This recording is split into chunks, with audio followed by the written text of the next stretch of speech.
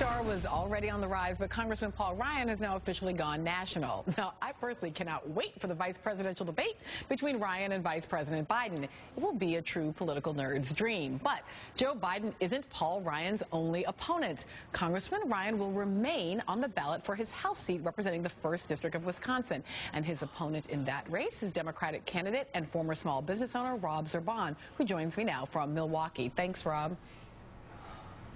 Thanks for having me, Melissa. Now, you're a trained chef, you're a former small business owner, but you're also the person who's been most focused on making a case against Paul+Ryan. You don't write for the 1st Congressional District of Wisconsin. What do you think about sort of the quality of his candidacy for the American vice presidency? Well, I think he just highlights the Romney-Ryan road to ruin, as I like to call it. You know, this path that, yeah, I'll give you a new moniker for it. So, well, you know, it's going to bring a lot of attention to the Ryan budget, and I think once people start finding out more and more of the details about what's in the budget, they're going to reject it wholeheartedly. And it'll be fun to watch him lose twice, once on the ballot with Mitt Romney, and then also in the 1st Congressional District as the congressman. Now, so let me just ask you one question. One of my guests here, Ari Melber, was telling me in the break that ever since Ryan has been chosen as the vice presidential pick, that obviously there's a little bit more attention now on your campaign. We've been hearing there's been $3.5 million or something contributed to the Romney campaign. Have you seen an uptick in contributions to your campaign?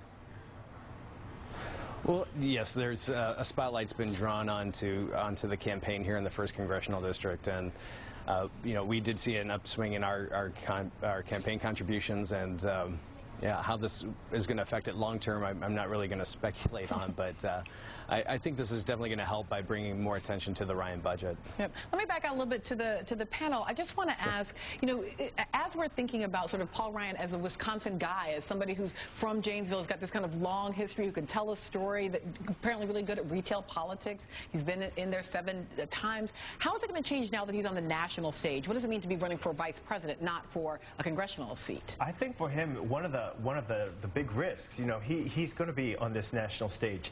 And, you know, we have this document here of all these pages that people at this table full of nerds can talk about all day. Right. Not you, you're very cool. But, you know, but you love all these details. But I think most people, regular people, are just going to say, like, this is someone who wants to diss Medicare.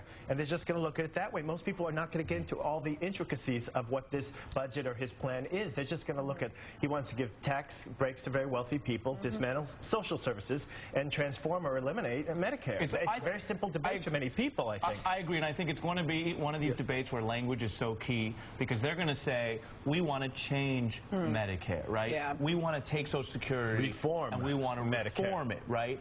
And that's a bit like if you say to your husband, you say, well, like, let's go out for Italian. And he goes, I like the idea of eating Italian tonight. Why don't we go to a sushi restaurant instead? it'll be like that, and it's like we're going to have that debate. Right, Rob, let me pull you in here. You got something you want to say on that?